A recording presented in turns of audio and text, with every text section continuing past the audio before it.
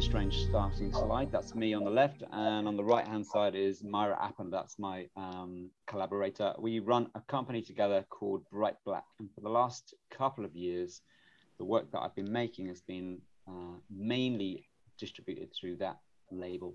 Before that I was doing stuff under the name Circa 69, which I still do a few bits and pieces like that, and the work that I'm doing, as you just heard, is interactive, immersive, and very often uses technologies that traditionally aren't used for artworks. So video game technologies, virtual reality, and so on. I've been making virtual reality since about 2010. I'm just going to start off with a little bit of a video clip to give you a sense of the kind of work that I'm making. I realize I've just got to share audio with you as well, otherwise it's not going to work. So give me a second.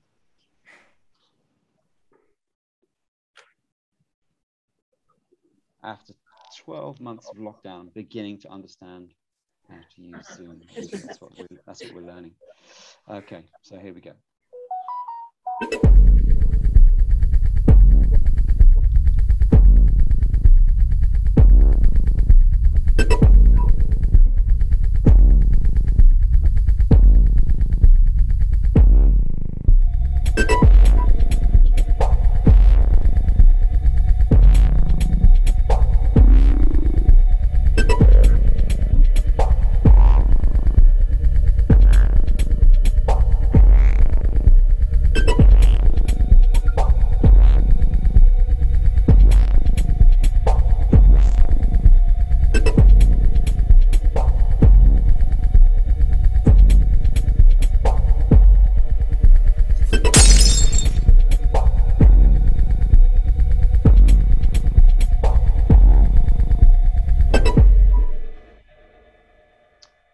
So that's kind of I guess, a look and feel of the kind of artworks that I'm making, which have been touring, particularly in the last 10 years. There's been a lot of international touring. So in the last, before the pandemic, the previous 5 years, I've been in 35 countries or so on 5 continents.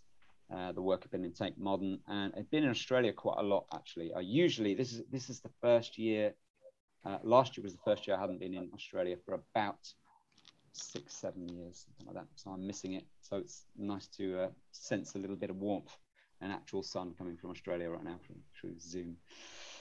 So one of the other things that we do is that we curate events of people media, let's say, sort of playable culture. This series of stills from some events called Play UK that we curated for British Council across Europe, and also, and probably one of the most notable things that I've been doing over the last few years is I created a thing called Immersive Story Lab with Liverpool John Moores University in the UK. It's the university who created the first immersive MA. And we've been involved with them since the beginning. And Immersive Story Lab is really based on a few ideas. Number one, that art should be really powerful. It shouldn't just be some whimsy, something that people can ignore. It should be powerful. It should ruffle feathers. It should reach a lot of people, and it should change things. And so Immersive Story Lab is all about thinking about the future of culture and art, with very particular respect to using the new technologies that audiences are out there using, and thinking about story and what happens with story using these new technologies. And so let's start off by looking at audience trends. So I need to be able to see my own slide here. So I'm just going to move my face out of the way.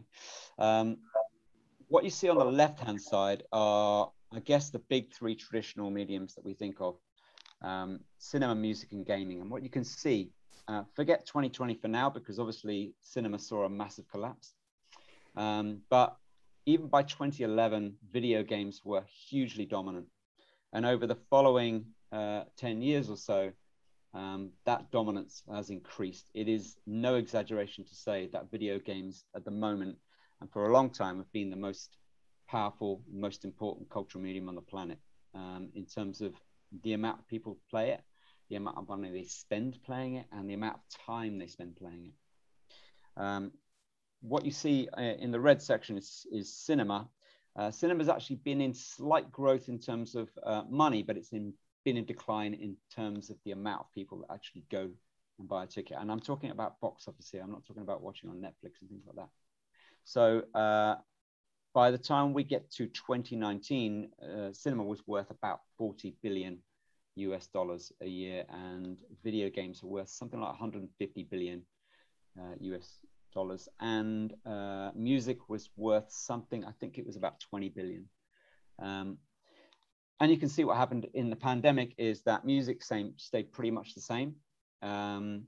It didn't get an increase in percentage, even though music is something, and this is about recorded music, by the way, even though you can access recorded music whether you're in a pandemic or not, video games obviously saw a huge increase, and cinema saw a collapse down to about 12 billion a year in that year.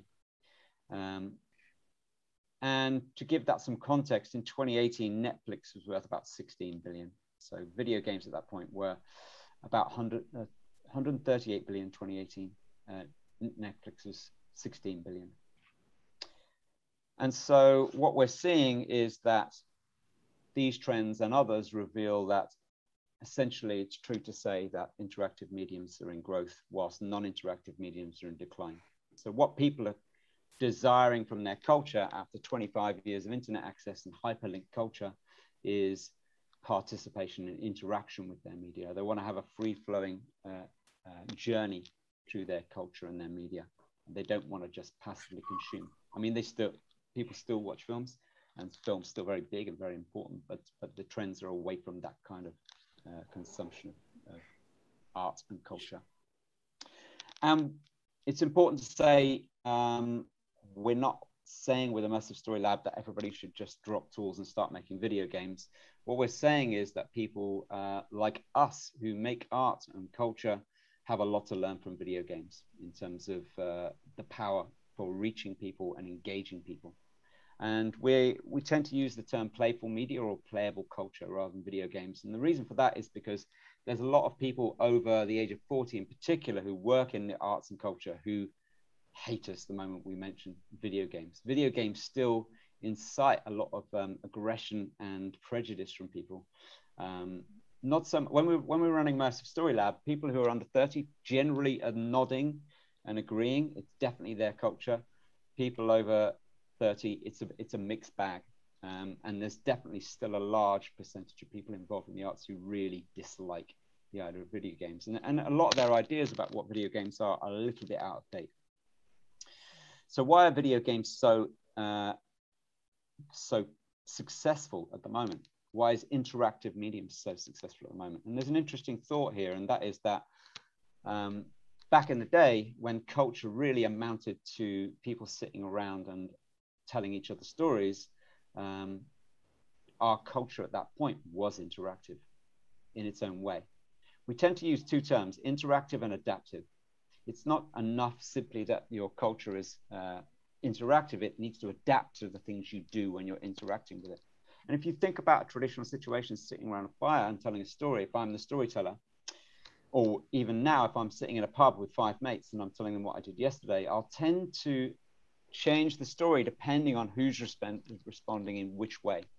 If I'm telling a scary story and it's not quite scaring people, I'll ramp it up. And if I notice in the eyes of this person over here that they're really digging this one particular detail I'm telling, it's really having the effect I want, then I'll accentuate that effect and move away from things that aren't working. And so traditional culture had an adaptability to it, even if it wasn't directly interactive. And this era which followed of the sort of mass industrialization of culture, mainly through cinema, but really following in the footsteps of theatre, necessarily had to move away from interactivity and adaptability. And so if you think about theatre, like something like the Globe Theatre, which is just over here, back when it was sort of Shakespeare plays, the performers would be able to respond to the audience en masse, but not as individuals. When it came to cinema, the content was recorded and couldn't change. And those things were a necessary part of reaching the kinds of large audiences you needed to be able to finance and make profits on those kinds of culture. But when we got to video games, and particularly the kind of video games we have now, they're incredibly interactive, incredibly adaptive, and they are mass culture at the same time. And as I showed you already, they are the most dominant form of culture currently. And we talk about highly functional open worlds. So if we think about early video games like Pong, 1972, so video games have a history of about 50 years, not very long. Pong was really, all you could do was move a white shape up and down and bat a square across it. So it's very basic, and yet was a big sensation at the time. But the kind of video games we're talking about now have a sophistication in terms of the way they look and the things that you can do, the kind of functionalities that they afford you as the user are incredibly sophisticated. And because of that, there are a lot of games that don't look like video games youth generally think of. And the storytelling that happens within them is incredibly sophisticated, incredibly interesting, and has shifted the whole idea of story on a long way, particularly since 2009 with a game called Dear Esther, which was a real landmark in cinematic video game storytelling. The other thing that happens in a sophisticated video game, this is new, this is really, if you think about games, if you know games, then things like Grand Theft Auto, which I'm sure you may have heard of, they allowed for a kind of behavior which we call in video game design emergent behavior. And these are behaviors that we as the game developers or as the artists making an artwork, we don't plan on these things, they just happen. Some of those things are unfortunate. And when we make it a artwork that uses these kind of technologies, we have to use a test with a lot of people because people do strange things that you really don't plan for.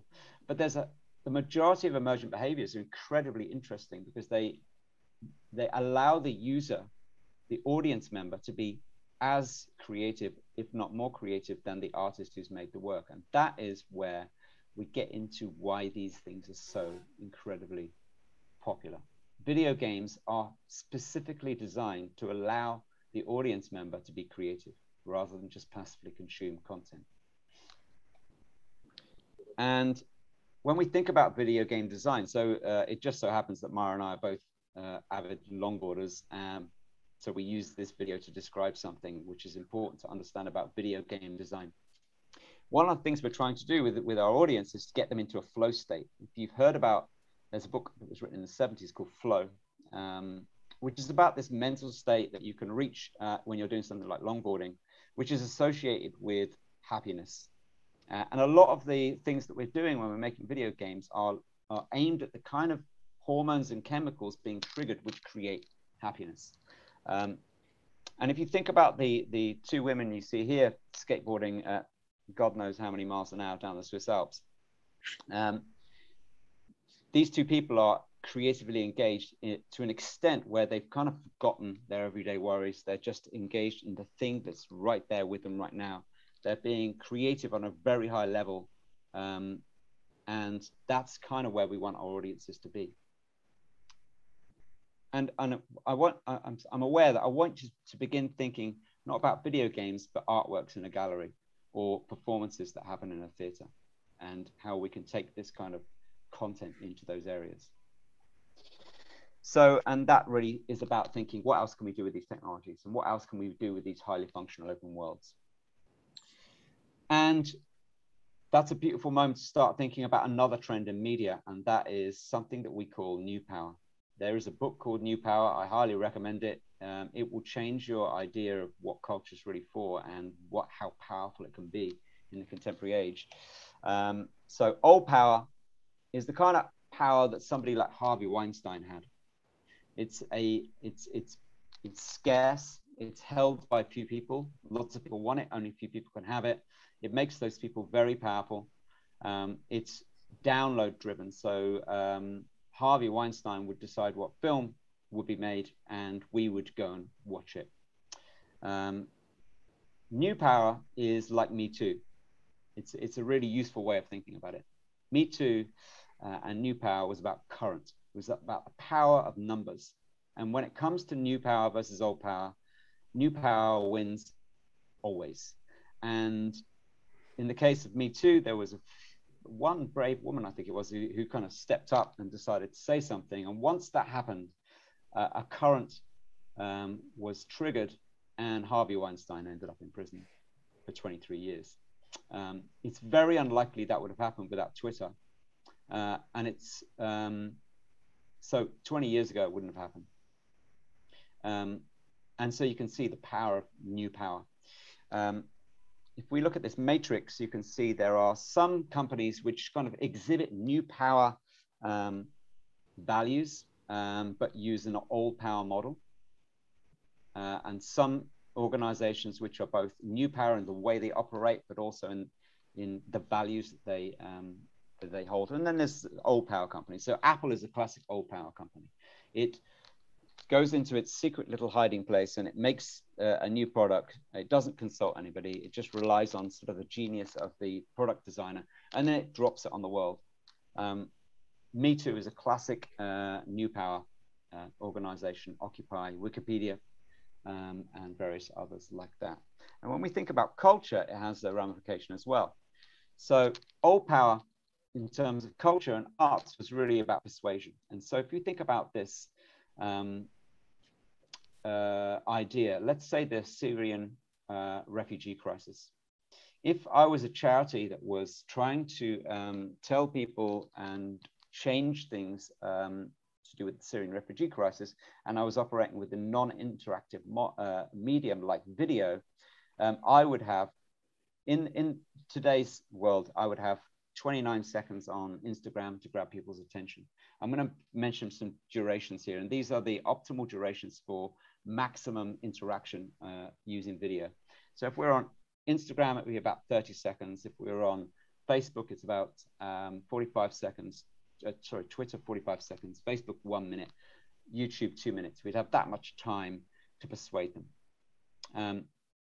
And so that's what we would do. We would use persuasive techniques to try and change their mind about things and try and raise money, for example. If we're dealing with something like a video game, then we can use participation to drive that change. And one thing you could do, for example, is you could model the problem in a video game and allow people to interact with it over a long period of time and come to some conclusions. And another thing we could do is listen to what their conclusions are and use them as a basis of policy change. When you hear people talk about how attention spans are falling, that's partially true. It's true for non-interactive mediums. The attention spans have been falling drastically for the past 20 years, but when it comes to interactive mediums, it couldn't be further from the truth. So when you look at Steam, one of the platforms that people use to play video games, the most played game on Steam, the average user plays that game for 430 hours. There wasn't a medium on the planet 50 years ago that people would engage with for that kind of time, unless it was something like a book. And if you think about making a game about the Syrian refugee crisis and handing it over to people to play, and they play 430 hours, they're going to be experts in that problem by the end of it. And that's very interesting. So new power is about participation. In terms of art and the world that I operate in, old power, we saw our audiences as consumers of our content. And that was about the extent of their role. And so they're very tied in with the idea of money and earning money.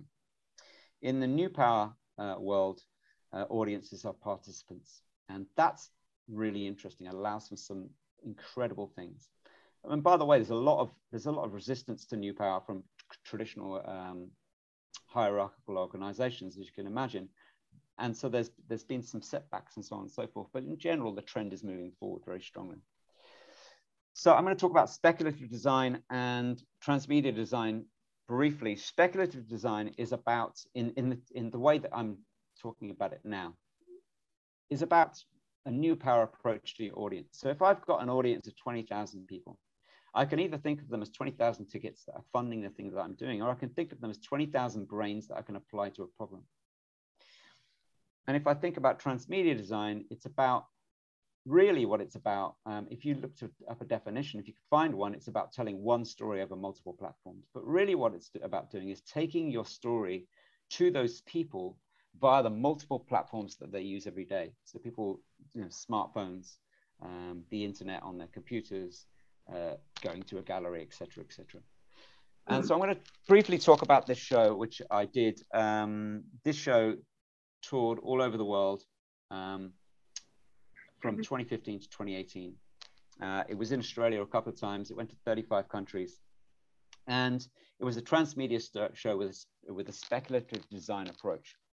It launched at Federation Square, and it told the story of a mass disappearance that happened in America in 1959. And what you see at the front there on the bottom left, if you haven't been to Federation Square, there's a stage.